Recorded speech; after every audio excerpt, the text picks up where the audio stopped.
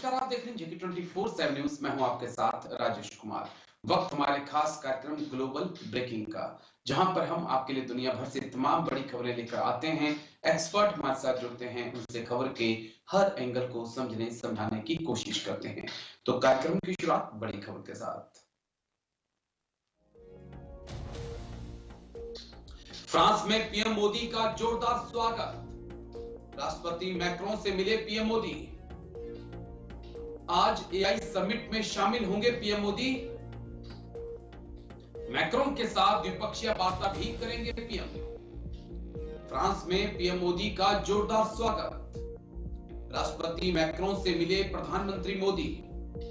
आज AI summit में शामिल होंगे पीएम मोदी। मैक्रों के साथ द्विपक्षीय वार्ता करेंगे पीएम मोदी। फ्रांस में पीएम मोदी का जोरदार स्वागत। राष्ट्रपति मैक्रों से मिले प्रधानमंत्री मोदी। आज एआई समिट में शामिल होंगे पीएम। मैक्रों के साथ द्विपक्षीय वार्ता करेंगे पीएम मोदी। फ्रांस में पीएम मोदी का जोरदार स्वागत। राष्ट्रपति मैक्रों से मिले प्रधानमंत्री मोदी। आज एआई समिट में शामिल होंगे पीएम मोदी। मैक्रों के साथ द्विपक्षीय वार्ता भी करेंगे पीएम। जल्दी से ग्राफिक्स, उसके बाद फिर अपने एक्सपर्ट्स के पास हम चलेंगे। राष्ट्रपति मैक्रों से मिले प्रधानमंत्री मोदी। फ्रांस में पीएम मोदी, मैक्रों ने किया जोरदार स्वागत। आज एआई समिट में शामिल होंगे। मैक्रों के साथ द्विपक्षीय बातचीत करेंगे। पीएम मोदी का ये 7वां फ्रांस का दौरा। राफेल सबमरीन को लेकर डील संभव। पिनाका रॉकेट को लेकर भी बातचीत होगी। फ्रांस काफी इच्छुक। फ्रांस भारत से लेना चाहता है पिनाका रॉकेट, तो इसको लेकर बातचीत संभव है। और प्रधानमंत्री मोदी फ्रांस में हैं, एआई समिट में हिस्सा भी लेंगे। और हमारे साथ जाने माने defence expert group captain BN Jha sir जुड़ चुके हैं। बहुत बहुत शुक्रिया सर। जय हिंद। सबसे पहले thank you sir. Group captain BN Jha sir, प्रधानमंत्री मोदी फ्रांस के दौरे पर, मैक्रों ने जोरदार स्वागत किया, एआई समिट में हिस्सा, मैक्रों के साथ द्विपक्षीय मुलाकात जिसमें राफेल एम पर चर्चा, सबमरीन पे चर्चा। लेकिन अब खबरें सामने आ रही हैं कि फ्रांस भारत से पिनाका भी खरीदना चाहता है। सर, फ्रांस भारत का जो Pinaka air defence rocket system है खरीदना चाहता है, और ये पिनाका रॉकेट जो है वो काफ़ी एफिशिएंट है, काफ़ी जल्दी फायर कर सकता है और काफ़ी एफिशिएंट है। तो ये इस पे फ्रांस ने अपनी जो इच्छा है वो जताई है। जहाँ तक भारत का फ्रांस से खरीदने का सवाल है, तो अभी इमीडिएटली तो कुछ शायद मेरे ख्याल से टेबल पे नहीं है, टेबल पे है, लेकिन जो जो डील साइन करने वाली बात है वो मेरे ख्याल से शायद अभी मेच्योर नहीं हुआ है। हाँ, रफाल एम मरीन वर्जन, जो जो नेवी का वर्जन है, उसके बारे में जरूर बातचीत चल रही है। और कुछ जो सबमरीन के पहले वाले जो डील थे उसमें कुछ और सबमरीन खरीदने के ऑप्शंस हैं। क्योंकि आज के दिन में आप जानते हैं भारत ने अपना एक प्लान बनाया हुआ कि आत्मनिर्भर भारत और मेक इन इंडिया, उसके तहत भारत चाहता है कि ज़्यादातर ज़्यादा जो जो कंपोनेंट्स है किसी भी सबमरीन के या किसी भी वॉर मशीन के, वो भारत में बने। तो इसके लिए कुछ देश तो सहमत हैं, कुछ देश सहमत नहीं हैं।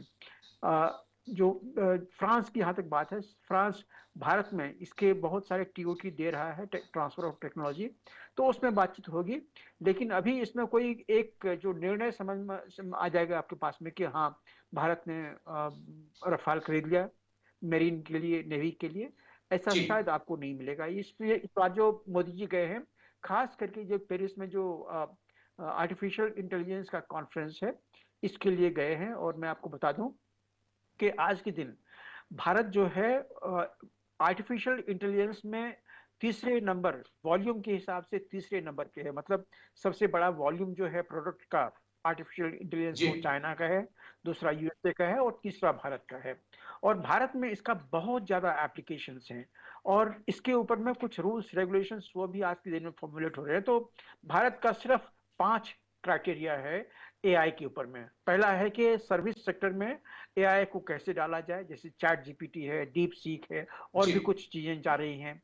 फ्यूचर ऑफ वर्क जो है भारत में कैसा है, तो ये देखने वाली बात है कि क्योंकि ये मोस्टली सिविलियन एप्लीकेशंस के हैं।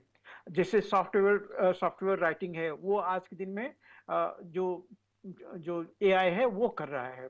तो अगर ओके ऐसा होने लगा तो बहुत बड़ी चीज जो है, मैन पावर का जो जो डाइवर्शन है वो वहां से चला जाएगा। तीसरा चीज है इनोवेशन और कल्चर, जैसे पेंटिंग, म्यूजिक, सिंगिंग, ह्यूमनॉइड, ये सारी चीजें आज के दिन में आर्टिफिशियल इंटेलिजेंस कर रहा है।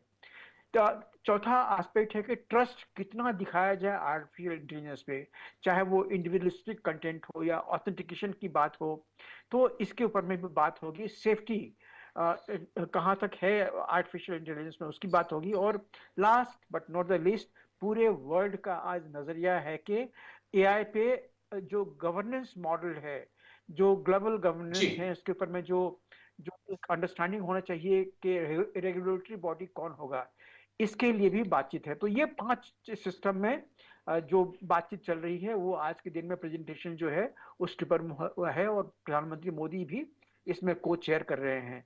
तो ये एक बहुत ठीक है बड़ी सर। चीज है जो कि आने वाले दिनों में पूरे वर्ल्ड का आर्टिफिशियल इंटेलिजेंस का शेप जो है वो तैयार करेगा कि आने वाले दिनों में किस तरह से आर्टिफिशियल इंटेलिजेंस को वेरियस सेक्टर्स में, पब्लिक जो जो सिविल एप्लीकेशन है उसमें, डिफेंस एप्लीकेशन है उसमें, स्पेस, और बाकी हर जगह में वहां पे कैसे लगाया जाए और उसको कैसे कंट्रोल में रखा जाए, ये बहुत बड़ी चीज है। क्योंकि आर्ट ये इस एआई पे में चर्चा हो एक सकती है, कंपोनेंट है ठीक है। जो आपके कंट्रोल से बाहर हो जाए। ओके सर, बस एक आखिरी पॉइंट इस मुद्दे पर, क्योंकि कुछ खबरें ऐसी आ रही है कि फ्रांस भारत को सैफ्रॉन इंजन देना चाहता है, ट्रांसफर ऑफ टेक्नोलॉजी के लिए भी तैयार है। मिलिट्री पॉइंट ऑफ व्यू से सर, जिस वक्त अमेरिका 414 404 इंजन देने से इतरा रहा है, कतरा रहा है, क्या भारत सैफ्रॉन के बारे में सोच सकता है सर? देखिए, अमेरिका से 414 तो आ ही जाएगा, उसमें तो कोई G4N4 जो है वो तो आ ही जाएगा। 404 ऑलरेडी एलसीए में अप्लाई हो रहा है। तो ये एक चीज है जहां पे कि हम लोग नहीं जानते हैं कि 404 का कितना ज्यादा फीचर है, लेकिन श्योरली एलसीए मार्क 1 ए, और हो सकता है कि एलसीए मार्क 2 में 404 भी जाए। लेकिन प्रोविजन ऐसा बना रही है इंडिया के आने वाले दिनों में एलसीए मार्क 1 में ही अगर 4 भी इंजन चला जाए तो ये इसकी परफॉर्मेंस जो है वो बहुत ज्यादा बढ़ जाएगी। तो ये आने वाली पॉसिबिलिटी है, इसमें कोई दो राय नहीं है। जो एमओयू है ऑलरेडी साइन हो चुकी है, कितना कंपोनेंट उसका जो है परसेंटेज इंडिया में बनेगा मेक इन इंडिया के तहत, कितना परसेंटेज जो है वो टीओटी के अंदर में बनेगा, ये चीजें अभी डील होनी बाकी है। और मोदी जी अभी यूएसए जा रहे हैं, मेरे ख्याल से इसमें ज्यादा दिक्कत नहीं होनी चाहिए। चलिए, इसके थोड़ा 2 अलावा दिन जो का आपने कहा इंतजार जो और हम कर लेते हैं, ठीक है सर। चलिए, मैं लौटता हूं सर आपके पास, एक और बड़ी खबर आ रही है, उसके बाद मैं आपके पास आऊंगा। बड़ी खबर इस वक्त की आपको बता दें, गहरी होती जा रही है चीन रूस की दोस्ती।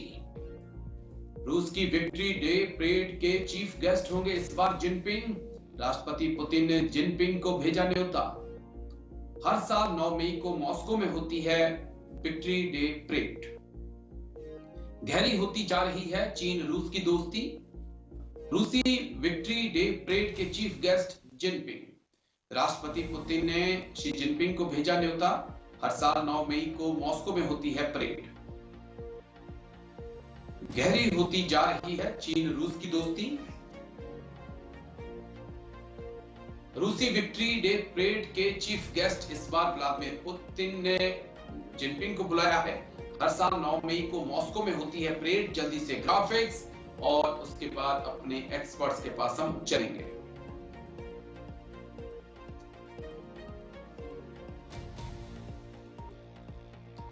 गहरी होती जा रही है चीन रूस की दोस्ती। रूस चीन की मजबूत दोस्ती, पुतिन का जिनपिंग को न्योता। जिनपिंग ने पुतिन का न्योता स्वीकार किया। 9 मई को रूस जाएंगे शी जिनपिंग। पुतिन जिनपिंग की दोस्ती से टेंशन। Next graphics.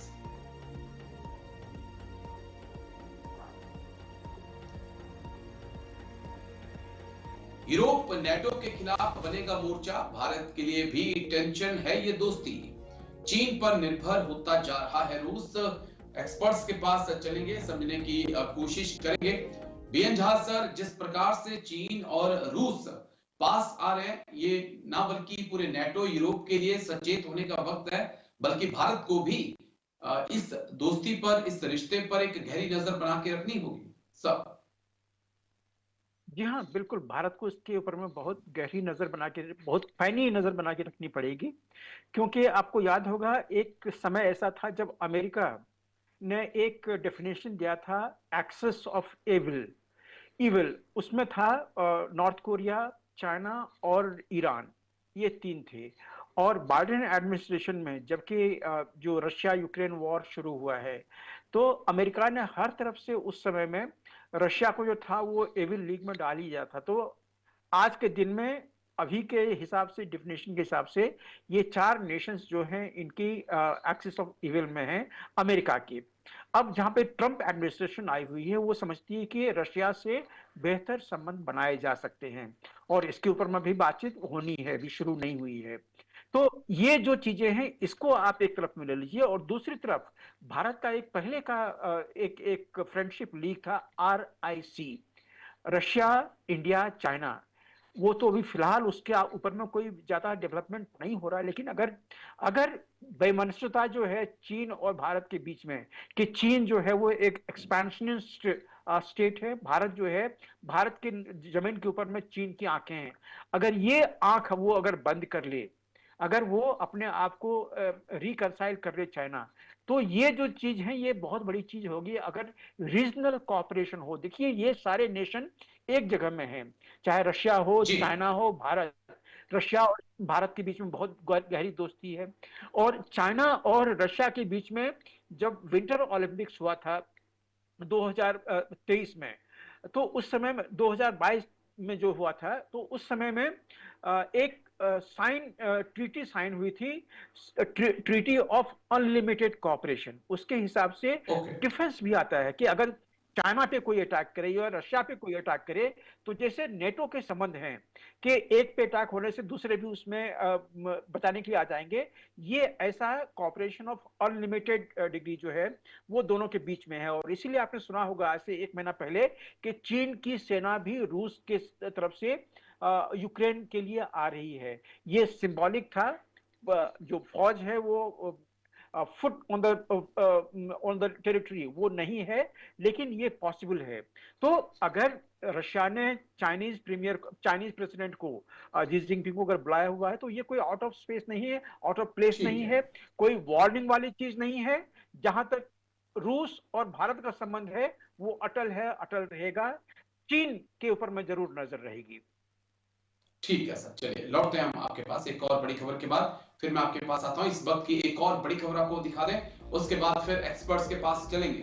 तालिबान के खिलाफ पाकिस्तान की बड़ी साजिश, ISIS को मजबूत करने में लगा पाकिस्तान। तालिबान विरोधी नेताओं पर डोरे डाल रही ISI, TTP के बढ़ते खतरे से चिंता में पाकिस्तान। तालिबान के खिलाफ पाकिस्तान की बड़ी साजिश, ISIS को मजबूत करने में लगा पाकिस्तान। तालिबान विरोधी नेताओं पर डोरे डाल रही ISI, TTP के बढ़ते खतरे से चिंता में पाकिस्तान। तालिबान के खिलाफ पाकिस्तान की बड़ी साजिश, ISIS को मजबूत करने में लगा पाकिस्तान। तालिबान विरोधी नेताओं पर डोरे डाल रही ISI। जल्दी से ग्राफिक्स, उसके बाद एक्सपर्ट्स के पास हम चलेंगे।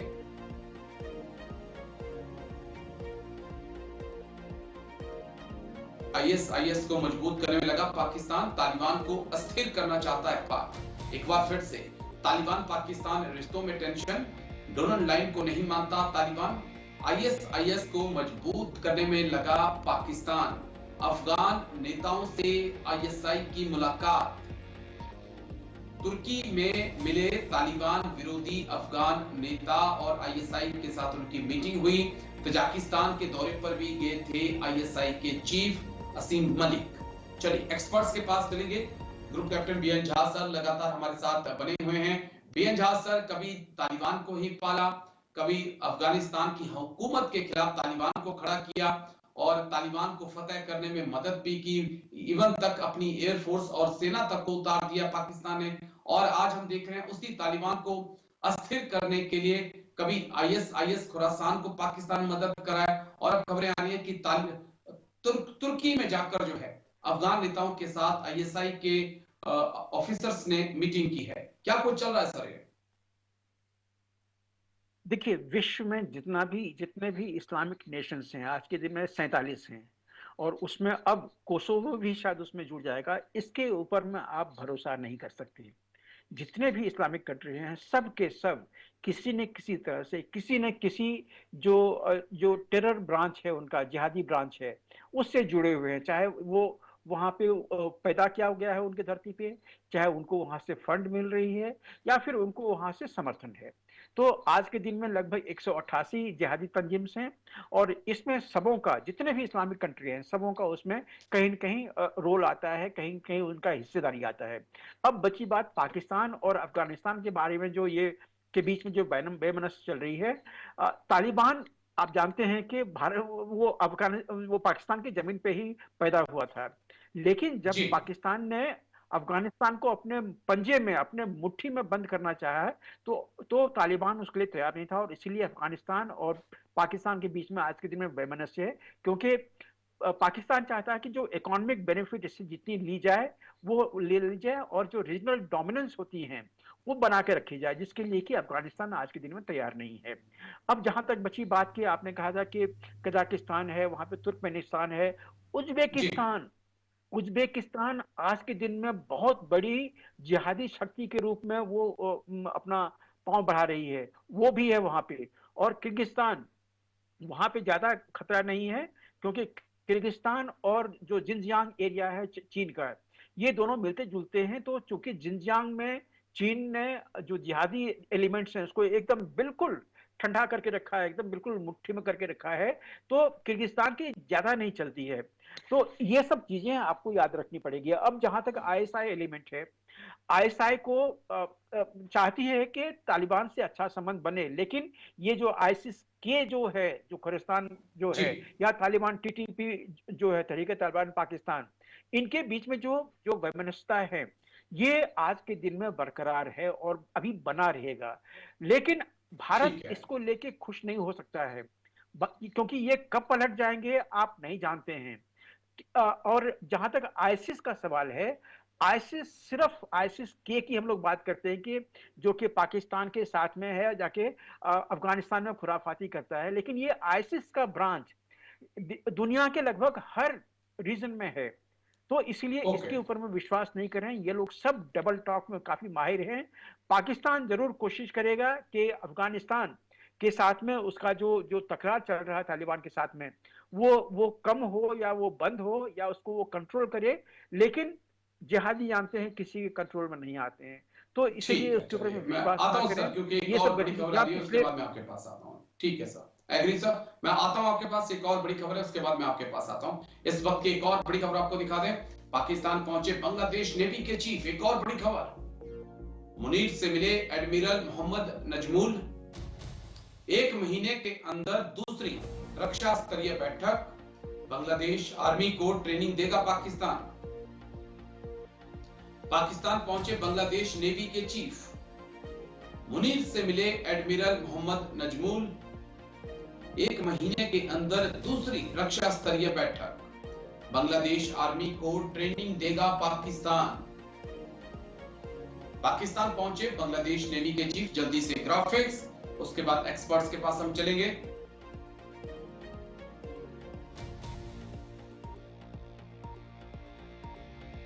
एक महीने के अंदर दूसरी रक्षा स्तरीय बैठक हुई है। बांग्लादेश आर्मी को ट्रेनिंग देगा पाकिस्तान।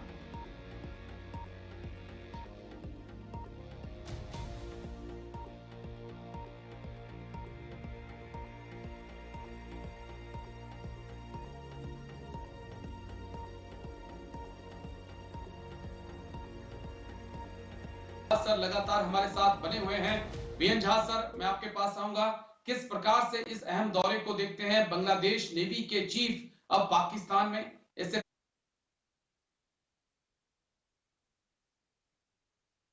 पहुंचा था। फिर हमने देखा कि आईएसआई के कुछ टॉप लेवल के जो अधिकारी हैं वो बांग्लादेश पहुंचे थे, ढाका, जिन्हें चिकन नेक तक पहुंचाया गया। क्या ये बांग्लादेश और पाकिस्तान के बीच क्या खिचड़ी पक रही है साहब? बांग्लादेश और पाकिस्तान के बीच में काफी सारा गलबैया हो रहा है। जब से यूनिस आए हुए हैं, जब से शेख हसीना को वहां से निकाला गया है, तभी से ये गलबैया चल रही, क्योंकि आज के दिन में बांग्लादेश में जिहादी तंत्र जो है वो हावी है। एक और चीज मैं आपको बता दूं, जो अभी हाल में इंडोनेशिया के जो प्रेसिडेंट यहाँ पे आए थे, कुछ जिहादी एलिमेंट को आईसिस एशिया पैसिफिक, इसको ये बात अच्छी तरह से हजम नहीं हुई, क्योंकि आप जानते हैं कि इंडोनेशिया भी एक इस्लामिक देश है और उसके बगल में ही जी मलेशिया काफी रेडिकल स्टेट है। तो ये जो आईसिस एशिया पैसिफिक है, जिसमें कि इंडोनेशिया भी आ जाता है, उसमें ब्रुनेई आता है, उसमें मलेशिया आता है और बांग्लादेश भी आता है। बांग्लादेश के लिए हालांकि आईसिस का एक बांग्लादेश ब्रांच है, लेकिन मैंने बताया आईसिस एशिया पैसिफिक, ये सब एक ब्रॉड ग्रुप है। इनको ये चीज हजम नहीं हुई है। तो आज के दिन में आप देखेंगे कि बांग्लादेश जो अपनी विरासत को त्यागने जा रहा है, क्योंकि उसने शेख मुजीबुर रहमान का पुतला तोड़ दिया। शेख मुजीबुर रहमान की जितनी लेगेसी थी बांग्लादेश में, और काफी रिच लेगेसी थी, उसको खत्म करता जी जा रहा है। वहां वो अपने आप को जो जिहादी तंत्र हैं, जो जो मोस्टली शिया सुन्नी मुस्लिम्स के अंदर में हैं, उसके तरफ वो बढ़ते जा रहे हैं। तो ये चीज वो कर रहे हैं, लेकिन मैंने बताया आपको कि सारे इस्लामिक देश डबल स्पीक में काफी माहिर हैं। जो अमेरिका से जो उसके ऊपर में प्रतिबंध लगने वाला था, उसको निकालने के लिए, उसको उससे बचने के लिए यूनिस मलिक बहुत कुछ आज के दिन में बोल रहे हैं। डायरेक्टली हम नहीं बोल रहे हैं, लेकिन उनका जो जो जी संवाद है, जब वो यूएसए गए थे तो वहां पे भी उन्होंने कुछ कहा था।